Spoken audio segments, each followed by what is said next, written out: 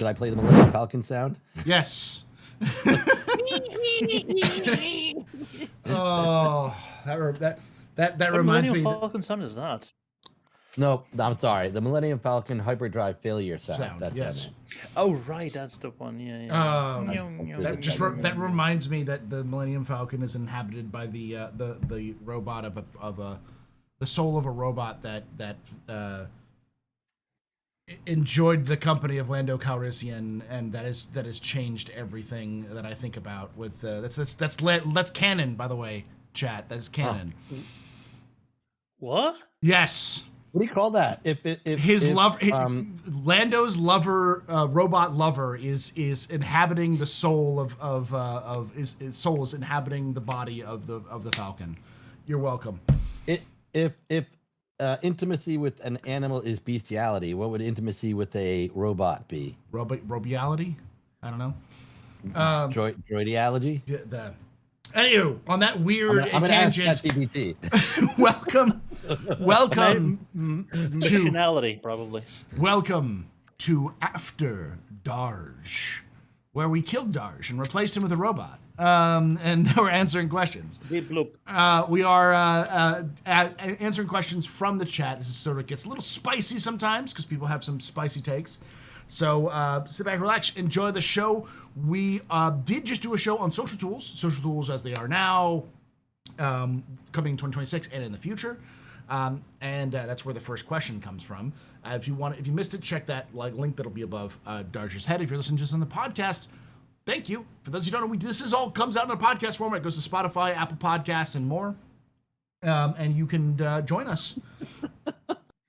I'm sorry. I had to Google it. I mean, I had to ask ChatGPT. Oh God. This is Darj After Dark. Can I say it? Let's wait. Hold on. Wait for another 2 minutes, and then it'll be fine.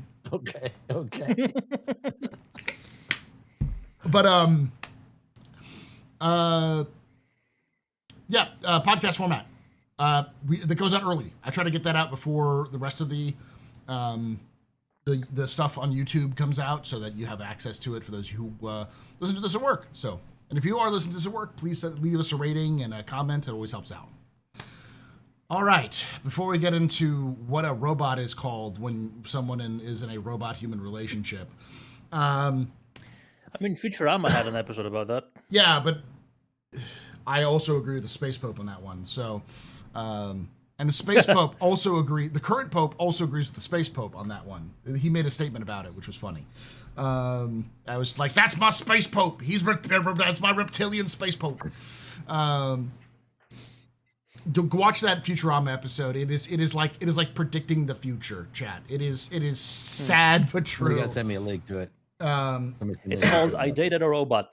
Yeah. Okay. It's the Futurama episode. I Dated a Robot. It's about a relationship between Amy and Brent Bender. They get into a relationship. Okay, got it. No, they did a couple of those, but then there was also Fry who dated. Oh yeah, the first one. Lucy Liu. Lucy Liubot. Yeah.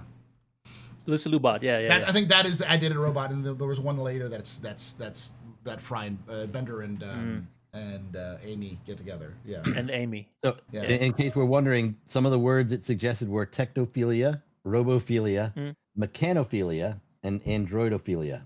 Okay. And then the more boring one was synthetic interspecies intimacy. I think robophilia wouldn't actually work because a robot is of Czech origin. It's not a Latin or Greek origin. So yeah. Just means slave in Czech. Yep, that's the fun part. We're getting off track, but that's the fun part about. I'm sending that into Oxford. That's the fun part about robots. Oh, they know. Is that robot is in fact a Czech word meaning slave, and it was borrowed by a science fiction writer who was Czech to describe a race of mechanical slaves in a book in like the 30s or 40s, which is where we get the word robot in the first place. That's crazy. Yeah. Yep, and slave also. Yeah, it's weird that Slavs have a different word for slave because the English uses the word for Slav to mean slave. Yeah. Yes. Yeah. Which is where which I think we get from Latin. I think that's where it comes from. Latin. It was Yeah. sclavus, Yeah. which meant slave and also meant Slav. Yeah. Wonderful etymologies. Anyways, let's talk about. Dude, I have been binging Words Unraveled on YouTube recently, which is all about etymology, and it is a fantastic little podcast. If you're interested in that, it's by a Brit and an American, and they both have their own like word related Episodes. YouTube shows. Nice. Yeah, yeah. All right. Well, really quickly, I'm just going to get this out of the way. I have this book here called The Dictionary of Obscure Sorrows. I love the Dictionary of Obscure Sorrows. It's great. Okay, cool. I'm glad I'm not the only one who's got it. Very neat. It's actually a thing. That's the weird part. There is Sonder. Sonder is the one that's been the most taken in by it. For those of you who don't know, Sonder is the feeling of missing something that you never actually experienced. So it's like Wow. we are way off track, but it's I know, right? but it's Sorry. it's like if you listen to a song from like the 80s, but you were born in the 90s and you never experienced the 80s, Right. and you get the feeling Yeah. of what it would feel like to listen to the song in the 80s. That's Sonder. See, Wow. this is where all this nostalgia for the 80s comes from, because a lot of people don't know. They all think it was all these sharp angles and colorful, vivid colors, and fluffy hair. But no, I've been through the 80s, and Andy was through the 80s, and Paul, you also experienced the 80s. It was brown. Yeah, The 80s were brown. they were very brown. They were very Yeah. beige. Yes, Yeah. beige and brown. But also to answer Coffee Gaming's, yes, the name of the ship is Slav One, and instead of like the cool engine sound it does when it passes the camera, it's all hard bass. This is the reason. There's one problem for this though, Darsh, After Dark, man, is that at no point in the original trilogy does a Fett do a Slav squat. So I don't think that works. No. Yeah. And Slav squat is when you have soles flat on the ground. You're not on the balls of your Yes. feet, and it is the comfortable squat. Yes. Because you All can right. basically just lock in Okay. and just Let's Star lock Citizen. in. Let's go. Let's lock in. Star Citizen. Welcome to the Captain's Table. This happens Okay, so now this is infrequently. Yeah, this is just the first 10 minutes we have to fill in, so the YouTube algorithm lets us swear at this point. 'Cause, yeah. So there was a question that was asked in the last episode that I want to answer because it sort of connects everything. And there was actually two questions. The first question was by Maddie Bear, who asks, "Is social tools the death of data running?" And then another question was asked by Jaded Cynic, who asks, "Why would data running disappear with Asiato services when we still have meat space couriers, while we also have SMS, Teams, Discord, FTP, Google Docs, and so many other online means of transferring digital documents, and yet we still post letter mail, courier services like DHL, FedEx, and the like too?" I think both of those are good conversations, because I think the answer is pretty simple. The narrative answer is FTL communications is very, very, very limited, and you can do voice and video, but any sort of large data packets is just going to take too much time and too much power to actually deliver. So any large data packets still need to be hand delivered.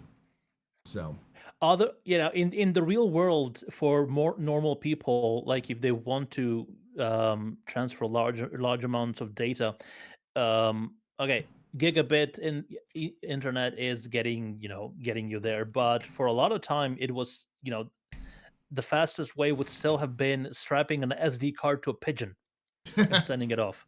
Or in San Francisco and New York, especially in the early 2000s, Bike Messenger. You just pay for a secure bike messenger who would then take like a hard drive, put it in their bags, and they would ride it across town because it was faster to message to and more secure to get a hard drive from one building to another across town than it would be to try to message that information back and forth. Yeah, it's yeah. I mean, in the world of fantasy, there are different sort of uh, hazards for such a transport of messages, because someone could ambush the messenger and steal the hard drive off of them, instead of having to Yeah. create a sort of technology system that captures that data. So secure in a different way, insecure in the other ways.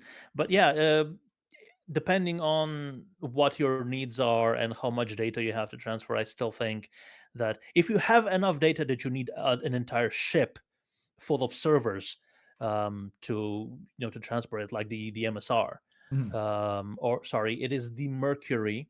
MSR isn't the official name for it anymore. It's not they don't like referring to it as the MSR. As the Star Runner. I have No. to say that. Yeah, like they also don't like Yeah, calling it's it. just the Mercury. They don't like calling it the Star Lifter for the Hercules. Yeah, but I mean, they're the ones who gave them those names, so I don't know. But yeah, anyway, if you need that many servers to transfer that sort of amount of data, I can still feel like it's the bike messenger analogy. Yeah, Yeah. just because it's that much data, the system doesn't support the throughput. And I imagine that there will be reasons for that, like for instance, survey data, which is too dangerous to run solo. So you'll need to try to transmit over the air because it could be interdicted, and or it is too massive. It would take too long to actually transfer all that information. So it's just better to fly it back from point A to point B. The honest to god answer as to like why this is not going to remove um, data running, especially this fashion life communications, is just that data running was never going to be the postal service. it was never going to be the Pony Express. It wasn't going to be the only way you contacted people because people would just use Discord. The point of data running was it was going to be its own gameplay centered around secure and speedy information travel. They sort of wrote their the whole like no FTL communications thing as sort of a way of trying to justify Yeah. the gameplay. And now they're just going to find a way to justify it without having while still having FTL communications because it makes it so much easier to tell a story when you can get a video message from Stanton into Nix because then it's more interesting because you can have those communications. But they have to also probably factor that into like communications um in Squadron. They probably don't work like that because they want to add more tension to Yeah. the Squadron, so they make it a recent event, Yeah. Just like Regen. So But it does require Asieto's actual infrastructure, or like anything that's not connected to it would still require the old system of transferring yeah, stuff, even for messages. yeah. So I do not think that faster than light communications in lore will kill data running. Oh, he is blinking. I thought Andy was just frozen in. Oh. Oh shit! Yeah. Sorry. Did you have any thoughts on if FTL communications is gonna like kill data No, running? so I'm actually listening because part of me is a little bit finding it hard to believe. I'm essentially in the data runner business in the real world because we have high speed connections where we transfer all the data for our app, and to Yeah. me, it's hard to believe that there's anything that I would have to transmit, personally with a hard drive versus just sending it over the internet. That's the hard part. But you guys both make good points. There, you can stretch that out a little bit. Here's an example: the Rubin Space Telescope down in South America, I think it is, has a huge amount of data that it generates when it takes a photograph in space, and there's no way you could transmit it because it's something like petabytes of data. There's no way to transmit it over the internet in a reasonable amount of time. So you do have to transmit. You have to take the physical hard drives and transfer them. I guess I can imagine that in the Star Citizen universe, especially if they have complete control over the lore, they can make up a reason where you would actually have to have a ship to transmit some stuff. So I get that part. And if it's as long as they keep it to like communications and things like that, and private data and secure stuff that you don't want out in an open channel, then yeah, okay, that sounds plausible to me. I could believe that. Especially because they are inventing new technology right here. Like it's not just radio communications that is bound by the speed of light and the rules of the universe. This is, completely new, made up stuff that is meant to be FTL. So, in all, as soon as any sci-fi creates FTL, they have the freedom to impose all sorts of limitations to it. Like even Star Trek had their own thing. Like there were what is it? Subspace. Tearing subspace, yeah. So they had to impose Yeah. speed limits or create new ways of creating a warp bubble that wasn't doing that, which is, I believe, how they actually solved it post Yep. post DS9. I believe. I think in DS9 it was still in effect. Yeah, and you also got to remember that there is no physical currency in the Star Citizen universe. It's all digital. So I imagine there's also some security. Script. There's script now. There is script, but in terms of like legal currency done Officially used by supported. governments, Right. Yeah. that you have You can actually buy stuff. Yeah. the from a store. UEC. So and so I imagine if you're doing bank transfers, those probably are instant, and they would also probably need to be secured in some way. So that data, so having that data secured through courier would make sense. And that would also add to the gameplay balance of being like, you want to transfer this money to this person who's not in the system. You're going to have to wait this many hours before it shows up on that system. Why? Because it prevents people from just dumping like billions of credits into their alt and then just immediately going to play their alt with all that money. Yeah. If this system is completely open and doesn't support encryption, like there's a lot of other things that would want to avoid it, like voting results for the Imperator elections, and just company secrets for Microtech, like stuff they're developing. They would probably want to transfer the old-fashioned way just because they have some semblance of control over the security of the information. Yeah, and at the end of the day, CIG hasn't actively said they're getting rid of data running. So if they were getting rid of data running, they would have said so. They don't do these sort of like secret, like, well, we're gonna secretly try to get them. It's like they don't do that. They're very, very upfront and blunt when they can be, and when they can't be, they would and they are super paranoid about legal issues. That's one of their excuses for a lot of like ships and stuff is legal issues. So, there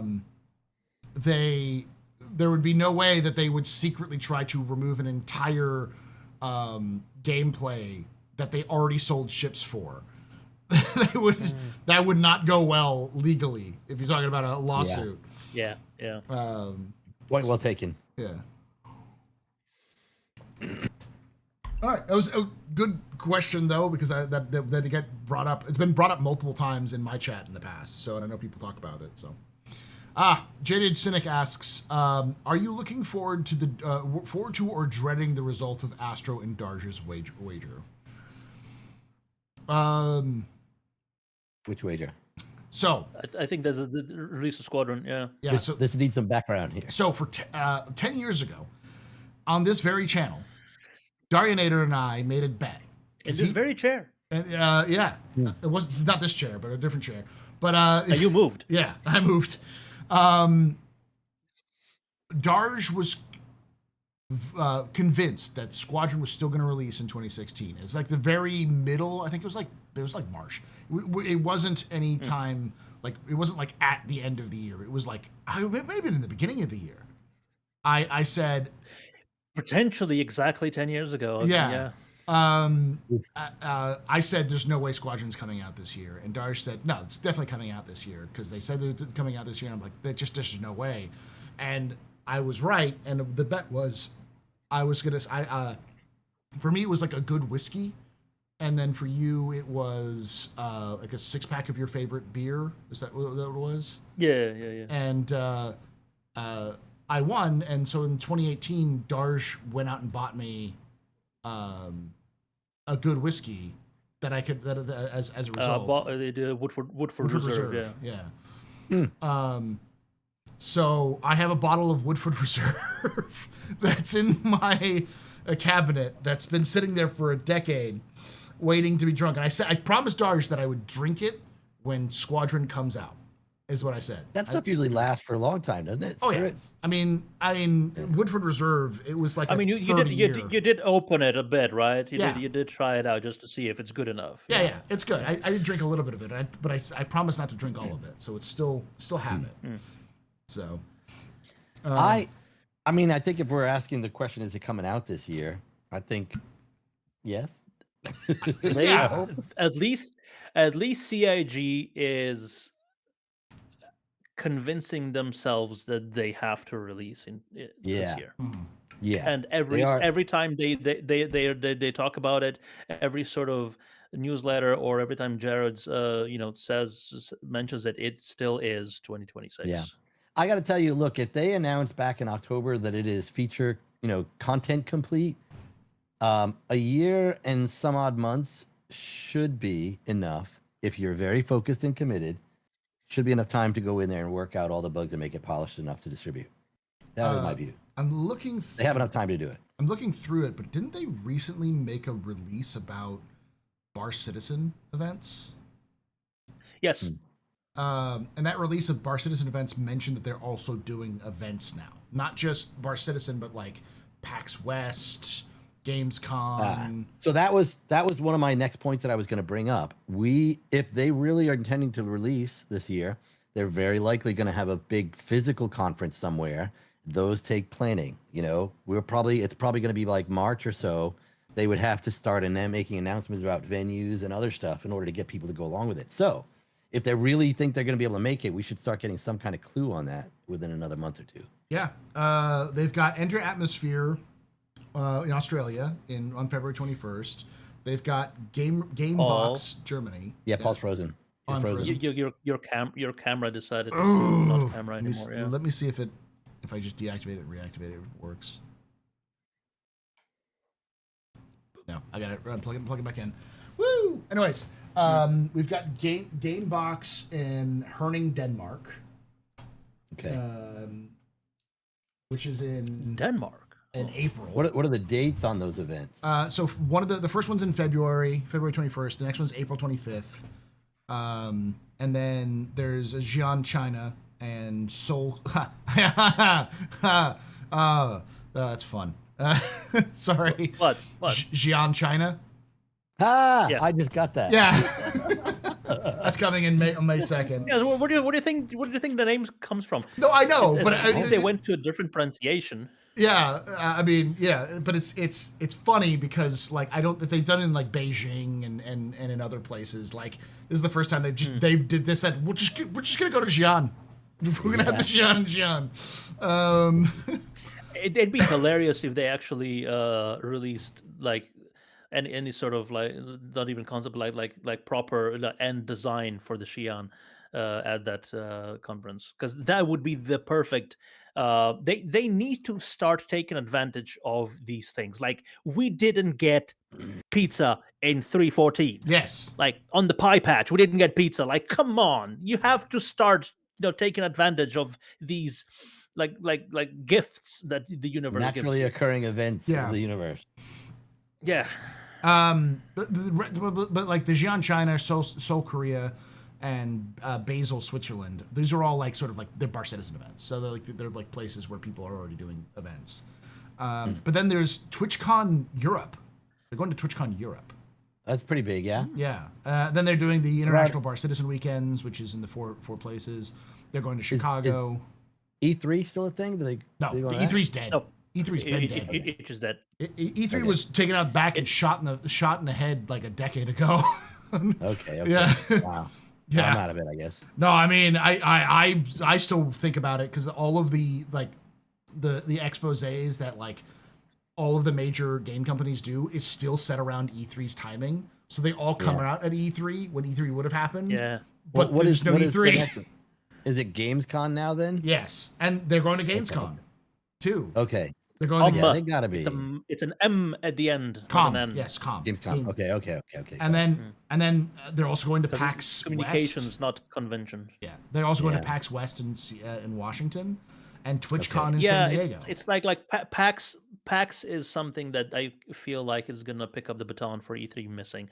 But Well, they clearly have stuff to show. You know, even if it's not ready, it's Mhm. absolutely showable. So they can still do their Mhm. presentations and continue to work on it between now and on and top of that, they're going to TwitchCon San Diego. So like they're Yeah. in November. that's the big one, right? That's the big one. That's the big TwitchCon. And that's in November. Yeah. Yeah. So Okay. so like it's these are all Bar Citizen events, obviously, but the fact that they're going to these big major events, they hadn't gone to TwitchCon. I don't think last No. year. So then, do you feel like they will make October Squadron Con? I've said that for a while. I think if they do a big event, it'll be a Squadron Con. Okay. But I don't know. Yeah. In terms of, I still think I don't like how that sounds. SquadCon. SquadCon. Yeah. Squad Con. There Yeah. you go. Just replace R with C, and there you go. Yeah. Yeah. Right.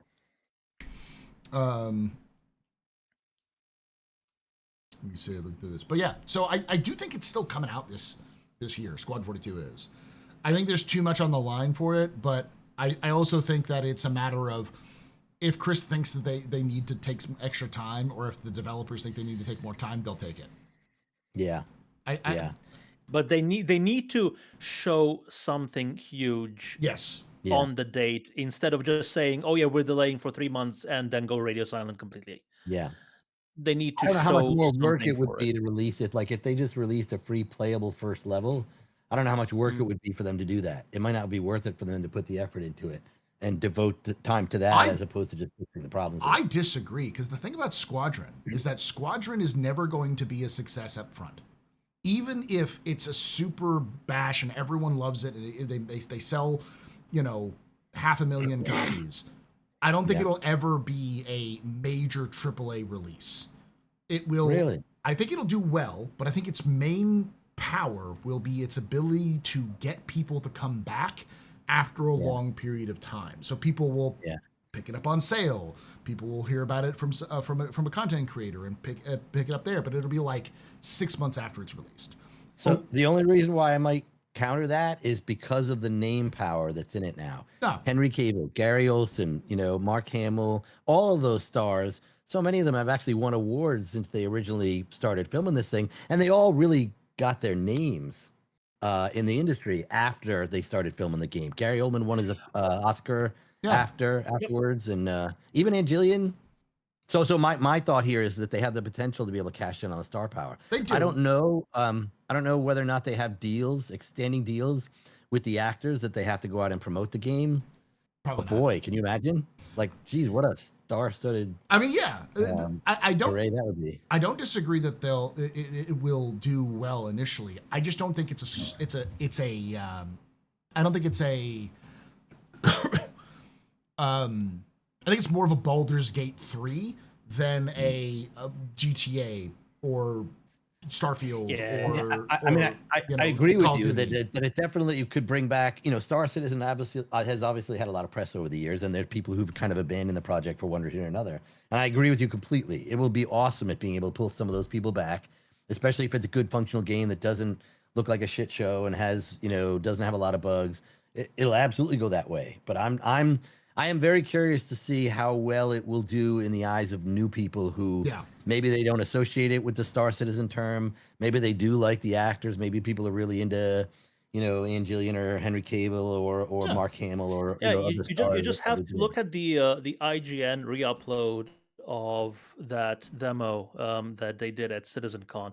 Got more views than the official Star Citizen channel, and the like to dislike ratio is like completely unlike anything Star Citizen related that was uploaded externally. And even the comment section is like, nobody knew this was a Star Citizen thing until they were told by other people. It's like as when people look at it face value, it's an amazing looking thing. Yeah. And that's the thing. If it has that ability to bring in new people because it's a space game, because it looks cool, and because it has all the stars, maybe maybe it will do really well up front. It's anybody's guess, really. Yeah, and I think I think the big its big strength though will be if it's good. There is a market for it that exists. We know there's a market Yeah, for it that if it's exists. good. Yeah. If it's good. Because like people like Mass Effect. People want another Mass Effect. And Squadron 42 is gonna be the closest People thing. wanted Starfield Yeah. to be good. So Yeah. there is a market for it, and with the acting. What's that game that kind of looks like it's going to be a Mass Effect that's Um, being heavily developed right now? Not Exodus, or Exodus I think is one of them, and then there's Yes, also, Exodus. Yes. Then there's Owlcat Games Expanse game. You know? Yeah. There There's is, Cyrus. you know, yeah, so much. Even Star Trek got like a new Voyager themed Yeah. game right now. You see a lot of people, and Star Trek is constantly, the new golden age of Star Trek is here. There's a lot of people who are interested in space and all the stories that you can tell, using Yeah. this medium that when you're not shackled onto just a single planet. And because it's a single player, more people will be attracted to it. But I think that the slow burn is that more people will be interested over time, and that's where I think there is actually some value in doing a demo for Squadron. Yeah. Because if you do a demo for Squadron, you could still hold on to that and make it free for anyone to play it before they want to. So you having a demo, and we've seen a revival of demos recently. Yeah. And- I don't get me wrong. I think a demo would be awesome, but my fear is that they wouldn't want to. If they took the time to make a releasable demo, that takes away from fixing the bugs that's delaying the thing in the first place. Yeah, That's my thought. I don't know. It's you would just have to point, like, at a certain point it would just have to check whether you own an account, whether you own the package or not. But otherwise it would still require you to create an account. Yeah. But it would let you play until a certain point in the game until it lets you progress. Yeah.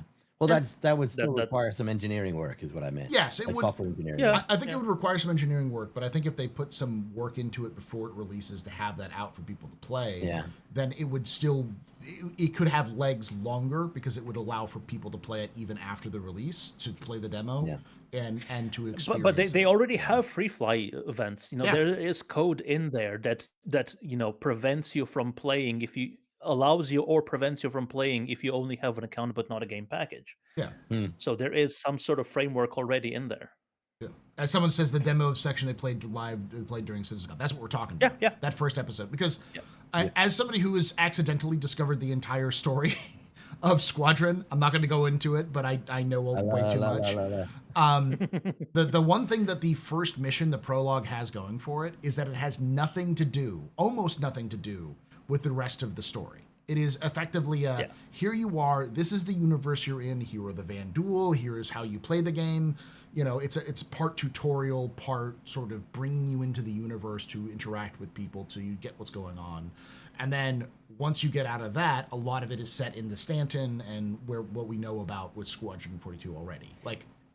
Yeah, and I'm still wondering, like, where does Squadron 42 come in? Because they are part of the Second Fleet, not where you are in most of the game. So it's basically just like your character's progression of wanting to get into Squadron 42. It's like, it's a weird name for it then. You got to remember that the first, this was supposed to be Act 1 of a 3-act story. Yeah. And then they turned that act into an entire game on its own. And then Act 2 and Act 3 are... So this is sort of like that first part of like where Squadron 42 becomes a thing, but you're just sort of getting into Squadron 42. Or that's sort of similar to like Wing Commander. Like you don't start off as the Wing Commander, Blair. You have to become the Wing Commander, Blair. True, yeah. Yeah. All right. All right. Let's continue on. Let's go on. Omega Richara asks, how robust do you expect the initial implementation of social tools to be versus how robust will you hope they be? For example, do you think Hope will be able to have EVE Online null-sec level of social tools, NBSI/NRDE, as well as the ability to set permissions within larger multi-crew ships? Or do you think we're most likely going to get slightly more than what we currently have in game? So, what is the NBSI and NR? What was the other initials? I don't know. Those are Yeah. for He, EVE. he did post something that's like um one of them is like it's just basically designating don't interact or or attack on site or something Okay, like that. okay. Yeah. So I think if we're talking about what's coming out first versus what we'd hope to have later on, I think the basic stuff that we're going to get this year is probably going to be mostly just chat. Chat improvements. I think things like the kill lists and friend or foe and alliances and everything is probably going to wind up coming later. Maybe if they really want to try to stick to 2028 for a 1.0 release, which I think might be stretching it a little bit. I think those probably won't come until next year. I think overall, yeah, this year, what we would probably get first is the new chat and maybe a party finder, as Paul said, and then some of the org representations in the game. Yeah. But I think that some people are kind of confused on the whole notion of Star Citizen 1.0. It's not like they are going to keep building in the background this huge patch and they're going to release it all at once. It's like everything we are getting is going to come piecemeal, Mhm. a part of the time and a part of the time and a part of the time, and then when all of the features that they say are meant to be in Star Citizen 1.0, all they'll do is rename it. Yeah. Look, That's it. That's yeah, all. and Everything I that's going to totally, happen. Yeah. I agree completely. I think it's just that they made the statement pretty unambiguously that these features would be in the game by 1.0. So, like you said, Yeah. I'm not expecting them to be there as soon as the switch flips, but it means it's like it's a milestone. And I think 1.0 probably won't be established until sometime in 2028 or after. And I don't think we're going to get, I don't think we're going to get all of the tools that they described at SitCon 2024 within the next Until year. yeah. Yeah. It'll be Yeah. longer Yeah. than Yeah. that. Yeah. Yeah. I do believe that I hope we get specific position requirements, because that would be a huge boon to be able to let random players on to play like with multi-crew ships to be Yeah, like I meant to answer that part. like I don't think they're going to have privileges in either. no, you don't. I'm skeptical about that. No, because Yeah, it would be nice, being specific about who can enter your ship without setting off well, trespassing alarms and so, stuff like so that. But I don't let me, think let me put out a they'll have caveat though. player-facing stuff like that I'll, yet. I'll put out a caveat. The problem that I have with it is that so far in the game, there is nothing seemingly even resembling that. But if they are gung ho on crafting and base building, I believe those like base building's probably going to need. They could probably come out with base building right off the bat without any kind of privilege system at first, but it's going to be needed, shortly thereafter. And any kind of privilege system that they build for being able to access bases, I'm sure they would design it in such a way that it would be portable or usable by ships. I would love to see that too. Yeah. Like you just said, I would love to see the ability to sign, you can only work the weapon station or you can only get access to the med bay, blah, blah, blah, that kind of thing. Yeah. I don't, but I agree with you. I don't see that coming this year. I'd love to see it. I think it would go a long way to getting random people to come together to play the game together, because it would make captains feel a lot more safe to be like, random person who I hired on as a gunner. You can only interact with the guns, and these doors.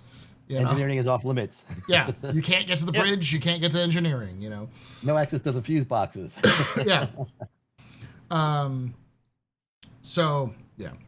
Next question comes from Gin and Tonic, who asks, aren't a lot of the desired features of social system dependent on the reputation system? Medics, fuel rats, even player-to-player trades need to have some measure of players' reliability. Should there be player ratings like in eBay? Product service reviews like in Amazon? That is part of the social system, though, isn't it? They talked about that specifically in 2024 when they talked about the new beacon system that they're building together. That is part of it, and we know they're working on yep. Reputation 2.0. So Yeah. I think the only restriction there is that those systems only come into play when you actually use a beacon. So Yeah. if somebody is beaconless, they might not have any opportunity to be reviewed somewhere. and I think if they're going to do some way of doing trades, it'll be beacons because that's the system they're building. So Yeah. like player-to-player trades will probably utilize the beacon system that they're building. I don't. I'm not sure if I want like a very specific, like a 5-star rating system, player to player thing, because that is so open to be exploited Abused. and Yeah. abused. Yeah. Maybe just a reliability rating of how like depending on how many beacons the person has accepted and completed. Like that is the only way that I could, but even that, a very industrious organization could potentially over the long term, completely destroy someone's reputation by having them accept like a medical beacon and then get in the way of them having completing it. So I don't know. It's yeah, it's a clusterfuck. There will be problems But always, I think, but yeah, I think it's a matter of definitely, just mitigating those problems as much as possible. So, all right. Next question comes from Harbinger of Moisturization, who asks, since it becomes unlikely we'll see a full implementation of social tools from the first iteration this year, which tools would you like to see in a tier 0? Social tools and tiers in a tier 0 social tools as CIG's top priority. I think org tools is the biggest one. The party, fixing the party, org tools, and I think chat. Those 3 things are the biggest ones to fix. I feel like the chat's a given. So org tools absolutely would be huge. Like being able to have an org, designate an org place where you just dump org stuff. Because like my org that has the problem all the time. Where like we have a bunch of stuff and all of us are like, we have no use for this, but we enjoyed playing the game together. What are we gonna do with all these things? It's like, oh, it's gotta be in someone's random, storage. Yeah, inventory. Yeah. So instead of putting into an org storage where everyone has access to it, and I mean that's where permissions would come in, where you just have to be like, who has access to org storage? This person or this person, this whatever rank, Yeah. I would love to be wrong on the whole permissions thing, because it is such a huge underpinning of the rest of the game. Like the org storage is one example of it. There's really a great call for it, and if they are somehow under the hood doing all this work in the back end and they come out with it sooner than later, then great. I can't imagine a lot of this stuff is too difficult though, because like the orgs already have built-in members, like levels. Yeah. So that and that's already built into the org system on the back end. It's not rocket science. It's just, I think, tedious. To develop all that stuff and then integrate it with the existing system.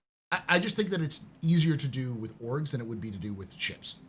So like, because like you could then set an org to be like, oh yeah, anyone who's this rank or above has access to the org storage, and that's like that's a simpler solution than like random person who is on my ship. This is where your permissions are for various things. So but even just being able to see your org members online as a separate group from your friends is so important, because it'll be easier to separate that out. Plus the chat systems and being able to do party management in game rather than outside of the game. Anything else y'all would like to see for tier 0? I would love to see it all. Yes. But if we had I don't even think the party finder is that Everything significant. Contrary to what Dar's, maybe just an improved party system would be better. Like being able to get a better list of who's in the party. Okay, here's one staple that I really like from other MMOs. If you are in a party, you get their names up on a HUD display. So you can see who's in the party. Yeah. So like if they're damaged or down, shit, I got to go down, get to this person and revive them. Something like that would be awesome. Make it one of the helmet HUD things, so you can see your party members and who's being attacked, and Yeah. you know, all that kind of good stuff. Especially if you have like the medical role in medical armor, like that would be Yeah. something that's unlocked Yep. for you, instead of like having like Yep. a combat helmet with a AR for aiming. Yeah. You know, that would be something that you get access to. Absolutely. All right. Hmm, We got a but couple. Go ahead, but I'm yeah, saying no, we got, we're just saying like for a list of people like with with as big as parties they can get. I don't think all everybody will want that. You would have to Yeah. something that There's you would want to opt in. there's UI things you can do to fix that. So if you could make it so that it only shows you, they have in other games they have like a raid display versus a party display, so they might limit it to a certain number of people. After it gets bigger, they shrink it down and they make it smaller so you can put more of them. put it there's into a couple ways drop to handle into that. a drop down Yeah. display, and Yeah. there are ways they could do it furthermore while creating separate structures within parties. So you have parties and then you have squads within the party, and there are ways they can do that in Yeah. the future. So medic helmet sees everyone. I think a medic helmet would be a good addition to just being able to see everyone's health. 'Cause- Yeah. Yeah. Oh, it would also be 100%. very funny because someone would be like super hurt, and the medic would be like, why is your leg broken? And the person would be like, stop talking about it. Don't ask me why I did stupid things. All right. Because I know how many times I've been at like 1 HP because I get super aggressive and zoned in on something, and someone in chat goes, Yeah. Paul, you are almost dead. Stim up. I'm like, oh, right. That would be and that happens to plenty of people where you just don't notice it because other things are going on. And someone goes, oh, you're hurt. Stim, Yeah. Would something like a raid overseer role also be like a social tool? For instance, like we were doing the not the Yormandi but the Valakar, the irradiated Valakar mission. Like there's no way of knowing how you've progressed, how far you've progressed, and how much health the thing has. Mhm. But like with someone that has like a Specialized scanning scanner, helmet, or something. Yeah. specialized helmet, would be able to see and then relay that That would be information cool. to everybody. That would be Yeah. very cool. Yeah. I don't think that's a tier 0-1, but I do think I'd love to see that in the long term. All right. Gin and Tonic asks, shouldn't your actions affect the org reputation of all org members, all of the org members you're part of? If you're a bad apple, then then you're a bad apple everywhere. I mean, yeah, why not? I'm not so sure that they There don't. should be personal. I think there should be personal reputations, like how your reputation in the org, your reputation outside of the org, and how your reputation affects the reputations Of the org orgs. in the verse. Yeah. Yeah. But because at that point, like if you're dragging everybody down, they have like every right to kick you out. So and then I do think it should. I think that's yeah, inevitable. definitely should. It's guilt by association, and I can't tell you how many, especially in actual like multiplayer games, how many times a toxic member of a group can destroy the reputation of the rest of the group, and having some sort of actual visual indicator of that sort of thing, where if someone's off doing piracy when you're not a pirate org, and you're like, guys, social toxicity meter, dude, like you gotta stop doing this. Like go play in your alt if you're gonna do that or whatever. I feel like that stuff happens naturally anyway. Yes. Yeah, and that's a third sort of helmet that tells you what everybody's reputation is. The social helmet. I am a dick. Yeah. It just has a douchebag meter that's above their head, so you can see which direction they are. Execute asks question. Red douchebag. I'm actually missing the thing that we're supposed to be doing right now. So hopefully we can wrap this up and I can jump over there. But because we are. It's all right. We're almost an hour in, so I figured like we'll be done in like 10 minutes or so. But Execute asks, Astropub, question: when are we getting space cowboy hats in game? That's a good question. I want it. I don't know why CIG doesn't have it. Now here's a question for you, Paul. Would you want a helmet that has an integrated brim like a cowboy hat, or would you want a cowboy hat that is big enough to be put over a helmet? I want a cowboy hat that you can wear without a helmet. I want a cowboy hat attachment similar to the Oni, the Oni, give me a digital, like a holographic cowboy hat that sits on top of a helmet. You know, I don't know what that was, but I'm trying to have this. I can't even hear it. Unfortunately, it's not hooked up right. It's the Space Cowboy song. oh yes, Oh, Steve Miller. Space Cowboy. Yeah, the Yeah, we NSYNC heard it. song. Yeah. Yeah. Yeah, and like again, this is a completely different thing, but like there should always be unique emotes depending on what those things. Like, it should be a hat tip emote just for the sake of hat tip. Yes. There should be even if you don't have a hat, you should be able to like do the the brim grab.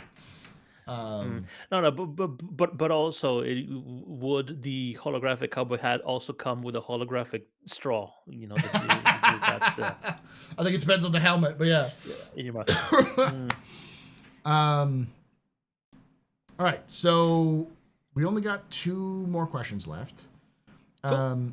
Actually, we only have 1 more question left because Jaded Cynic was talking to Umblissimo, who said, I wouldn't be surprised if the entertainment media might bug or our big cast with a few extra questions during interviews. I think about like Squadron. But the last question is from Knowledge Lambo, who asks a good question, which is why are they not advertising? And I asked him because Star Citizen is advertising. For those of you who don't know, they pay for ads on YouTube, and you probably got one on this ad if you are on this video. If you're watching this without like ad blocks or anything like that, if you're watching this after the fact, they happen a lot. The question he's asking is Squadron. Why aren't they advertising Squadron yet? And I think the answer is if they're releasing it this year, why haven't they started advertising? Well, there has been a lot of rumbling suggesting that when Squadron comes out, CIG is going to follow the traditional game plan of having a huge marketing campaign months in advance. Yes. And so they were kind of insinuating that, it's still several months out because we haven't seen that giant marketing campaign come out yet. But Chris dispelled that almost as if I think he did it on purpose in the annual letter. He said straight up, look, we don't need a huge marketing campaign. We can just kind of come out with it when we need to. So I think that was his way of addressing those rumors and kind of putting it to bed. I still think that's a bad move, only in the fact that he said we've already done a bunch of things and implied that that's what they're going to use to end marketing the game, which is like, I don't think that's enough. I don't either. I mean, it's definitely something to build on, but they need to have some big splash. They need to have some kind of build up, some things like just YouTube advertisements, some announcement video. It would have to be like none of the old sort of style of advertising where they send those actors on talk shows, the whole thing. That's because people who watch those are not in the market of who CIG wants. No one to target. cares. This year alone, just in 2025 alone, I can guarantee you they made at least a couple spare million that they could use to do some YouTube ads. And that alone would get people's attention. They're highly targeted. You play them when people are playing games, or when people have game interest, you show the videos in. Yeah. They need to get some big YouTubers who are into space in, because they will get millions of views. Yeah. Of people who are completely unrelated. I mean, people have been saying. I keep saying that they need to get Markiplier on. Yeah, Markiplier has been mentioned a bunch in the community as one, and he is in fact a movie star now. His movie, based off of a video game, is very successful. I think that the budget was like $2.5 million to $3 million, and opening weekend with a limited screening that it's had is already at $10 million. Wow, good for him. And he didn't. What's funny is I'd never heard of this guy until just now. Markiplier is he's a pretty famous YouTuber from like OG YouTubing back in the day. Okay. So, 38. Yeah, he was one of the OGs. Yeah, like Jacksepticeye sort of level. Yeah. And so Darsh, you maybe PewDiePie. You mentioned having the actors go on talk shows or something like that. You think that's a good idea? I don't think so. I don't, because I just don't feel like the people who watch those sort of talk shows are the ones CIG wants to market towards. Probably true. I have to throw this out. I ran into Andy Serkis in the London airport. I even got my picture taken with him. I was like, "Holy shit, that's so cool!" But I was so stupid and dumbfounded, I didn't even think to ask him about Squadron 42. That's Squadron 42. Yeah. Yeah. I'm sure he would know because he was so intimately involved in a lot of the motion capture. Yeah, but he's beyond. also didn't he also won an Academy Award Yes. since Yes. doing Yes. for yeah. directing. A lot I of them think, have. You know, yeah. Was it directing or was it for Schmiegel? His It wasn't- voice it- acting as Schmiegel. It wasn't Schmiegel. It was for No. something. It was a work he did after Lord of the Rings. Okay. Yeah. But I think it was either writing or directing. But he was also in the MCU, so he's like a big Yeah. name now. Yeah. Yeah. And I know Greg K is on who says for fuck's sake they didn't say no ads, just not long run of ads.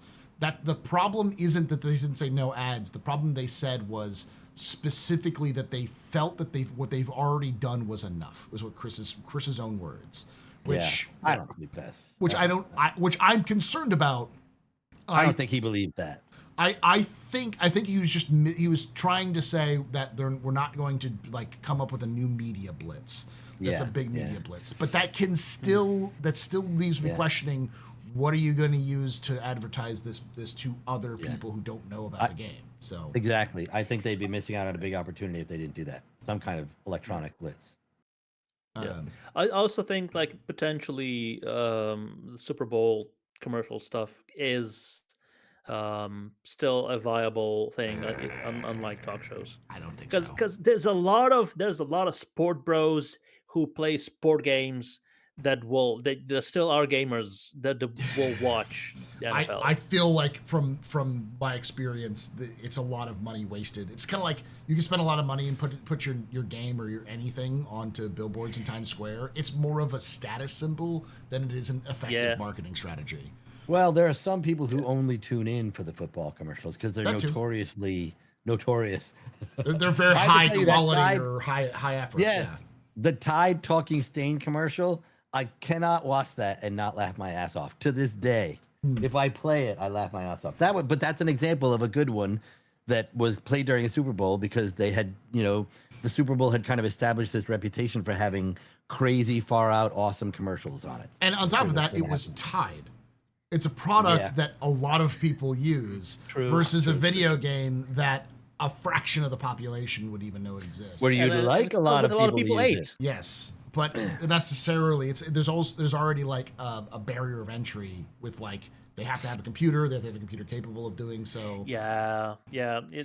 It's one of the reasons why to actually get to their actual demographic, it's very narrow and Wait. Are you trying to say that they're not going to come out with a console version of Squadron 42? They will, but not at launch. I don't know. Not at launch. That would be. We've had no information, even from hiring people who were designed specifically for porting.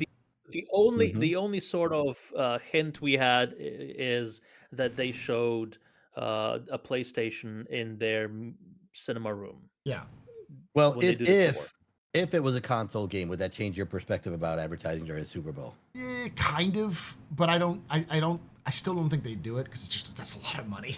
I mean, like the average is several mil, I believe. So. Well, Paul, they just got 170 last year. What are they going to do with that extra 10 mil? To pay the people. They also, fun fact, have also surpassed their funding as of today from 2025. So really, I was curious about that because I hadn't looked. This January is the best January they've ever had, ever. Why? What? They didn't even have any big sales Nothing happened in January. They also they've also overmatched. They're like this month was the second best January for new citizens signups. So I have to tell you, if I had a banner year like last year, I would absolutely and I was making a console version, so there's a bit of an if there. I would absolutely run a Super Bowl ad. I would absolutely consider it because the audience you get is phenomenal. They're tuned in and engaged the commercials because they expect them to be crazy. And if they did a really fucking kick-ass trailer with every star in the game, I think that would absolutely have the right reach for it. And their trailer team, the cinematics team, is really good. Yes. Yeah. I will also push back a little bit. Vertigo says console version will never happen. There are three keyboards of keybinds. for Star Citizen. Squadron doesn't need mining. It doesn't need Right. It doesn't need salvage. Salvage. It doesn't need like half of those keybinds which are designed around specific professions. You just need combat, FPS combat, and flight combat, and that's it. And The that's, big thing for me that's a giveaway is the F to interact button yes, could very easily be morphed into an A to interact button, you hold down and then the A radial button, menus become the and it's a radial menu. Yeah. Or you push down the That's very very reminiscent of existing console games. yeah. The wow, I forget what it's called, but yeah, there's multiple templates. They're all basically the same thing where you hold down something and then flip through menus and get it done. You know. Yeah. All right, that was the last question. I think we answered the question as best we could. Thank you for joining us. Thank you for hanging out. If you're watching this live, I will be back here in a few moments. I'm going to jump on and talk with Execute and crew for a few moments to make sure I can come in and join their conversation. But thank you for joining us. Thank you for hanging out. Make sure you check out Darionator.com and, of course, My Radar on all apps and all platforms. Check us out live, twitch.tv/theastropub, youtube.com/@the Podcast. We do these lives usually at 4 p.m. Eastern, 1 p.m. Pacific. We'd love to have you join and ask your own questions live. Thank you for watching, and like I say every time, hope to see you someday in the black.